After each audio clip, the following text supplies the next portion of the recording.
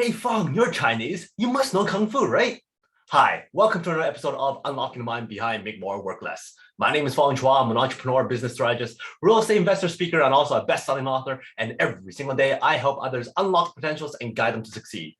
Today on Unlocking the Mind, we talk about another cognitive bias. And the reason why I have this show is so that we can better understand how our minds work, make better decisions, and build stronger relationships, and of course, avoid certain cognitive traps. So for today's cognitive bias, we're going to be talking about stereotyping. Now, who has heard something like that or talked about them before? I'm Chinese. I must know Kung Fu, right? Well, I've heard that a lot when I was growing up. So what exactly is stereotyping? Well, a lot of you probably already know that stereotyping is applied to people. We judge people before we even think. We judge people just by looking at them. So basically, it's generalizing belief about a category of people. Sometimes it could be things and places as well, where the expectation that people might have about one person or another group just instantly. So why is stereotyping good and bad? Well, in our minds, we want to be able to be efficient and we would want to be safe as well. So our minds actually help us make faster decisions because of stereotyping. It allows us to think, okay, if this is good before, then we're going to stereotype that item to be good. And every time we see that item, we're going to think good things. So for instance, if you had a great experience at a restaurant, you kind of stereotype that restaurant as, oh, that's a great place. So every time you go, I'm going to have a great time. And you know that every time you be asked to go to that place, you go, yes, I'll go because it's a great place. But same thing, if you have a bad experience at a place, you might stereotype that place or even that whole chain of restaurants, say, you know what, I don't want to go to any of those places because you stereotyped it as bad.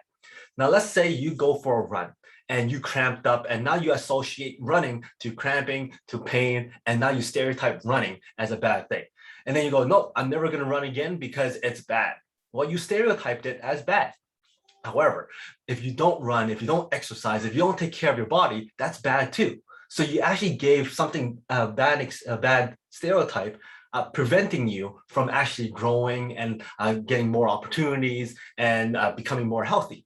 So stereotyping gives you good and bad. It allows us to make quick decisions. However, it also stops us from exploring different things, looking at different opportunities, trying out different experiences, even meeting new people. And when it comes to people, it is very, very dangerous if we start stereotyping, if we start prejudging people before even knowing them. Sometimes we have this prejudging mentality where we go, oh, this person must be this, and therefore I don't want to work with them. Oh, this person must be that, and therefore I don't want to work with them. Without going in depth as to who they are, what their skill sets are, what their experiences are, we stop ourselves from really experiencing what's going on and also stop ourselves from getting to know people and giving people chances, which is what happens all the time, which is why there's lots of companies now who are looking at resumes without having a name on there or a culture on there or an ethnic background on there, just so that they can keep an open mind.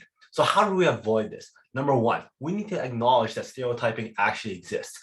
And then number two, we need to challenge it. Ask questions to make sure that we're not falling a victim into stereotyping.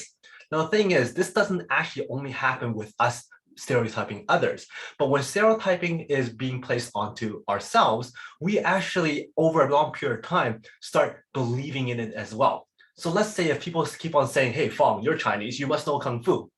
Well, first of all, I don't. But let's say if I keep on hearing that and I hear it all the time and all of a sudden, you know what? I'm going to go and join Kung Fu and learn it because that's who I'm supposed to be. And if that's the case, that's just falling victim into whatever people are saying and you're just going with the flow. And that's just a very, very tame example. It could be other examples. For instance, if they go, oh, you must not be good at this. And therefore, if I'm not good at something, I'm going to stop trying. So for instance, let's say if there's a culture group that says, oh, you're not very good at math and therefore don't even try. If the stereotype is constantly saying that about that group and you are in that group, the first time you fail at a math exam or make a mistake on a math question, you go, well, that's who I am. I just have to accept it. Well, that's a negative effect. So we have to stop falling victim to a stereotype that's given to us and also stop confirming it when we actually fit that profile or fit that stereotype. One of the stories that I love sharing when it comes to stereotypes is a story where I shared about Asian drivers. There's this stereotype about Asian drivers being very, very bad. So for me, I actually think that Asian drivers are amazing because I went to Indonesia one year and I could tell you one thing. There's no way I could ever drive in Indonesia. There's this unwritten rule that, whatever happens behind you, and it's not your fault. So they don't do shoulder checking. They don't look at what's going on behind them. If they want to merge, they just go. So I'm like, wow, that's incredible. But there's not a lot of crashes there. And the traffic is absolutely unbelievable. If I was the person who was driving Indonesia, I would never be able to merge in because there's no room for me to go. And as people are honking and telling me to go, I would be too scared of going. And I'm like, wow, these drivers are absolutely amazing. Now, the thing is, they also have what is supposed to be a 3-lane road, actually fit 3, 4, 5, 6 cars in it. And there's these imaginary lanes. I'm like, how can they fit all those things? But they see space and they just drive. All at the same time, you have vendors trying to sell them water and fruits. And also you have homeless people in the middle of the street trying to get money. But nobody gets hurt, nobody gets in crashes, they just weave in and out. And magically, there is also within the veins of the space of this 4-lane road where there's now 5, 6 cars on it, we have scooters going all around, just weaving in and out, which is absolutely incredible. I can't believe how these people can drive. But they're not just normal scooters. They're absolutely magical scooters. Why?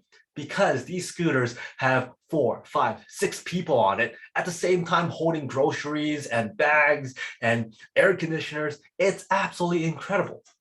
Now just imagine, if you take one of these drivers and put them into your highway right now, they go, wow, look at all the space. And they just go weave in and out and they won't shoulder check because that's not what they're used to. So then that's how they get stereotyped. Oh, look, they're not good drivers. But the thing is, they've never experienced it. We have to understand where they're coming from. We need to re-educate them in the system that we're in now. But in reality, they might be amazing drivers because I know for one, I would not be able to drive in that environment. So the thing is, when it comes to stereotyping, we must kind of look into the research. We have to ask the questions. We have to challenge those stereotypes. Is this culture more smart? Is this culture more skillful? Well, we have to ask those questions, and we have to try and not allow the cultures or certain things force us or make us make a decision without looking into the testing or without asking the questions. So stereotyping is one of those things that help us make faster decisions. But at the same time, that could be a negative because we're jumping to conclusions without doing the research. So that is stereotyping. Make sure you don't fall victim to it and make sure you don't apply it when you're making decisions either. So hopefully you enjoyed this episode on stereotyping. And if you did, please go back and watch some of my other episodes on Unlocking the Mind. And if you like Unlocking the Mind, we have a lot of other shows, the Peak Potential Success Show, the Make More Mind Bites, and of course, the Mastermind Bites that's up every single week. Until next time, thank you very much for your subscriptions, your likes, your comments. I love seeing those comments. And until next time, today is the day to unlock your peak potential. I'll see you later.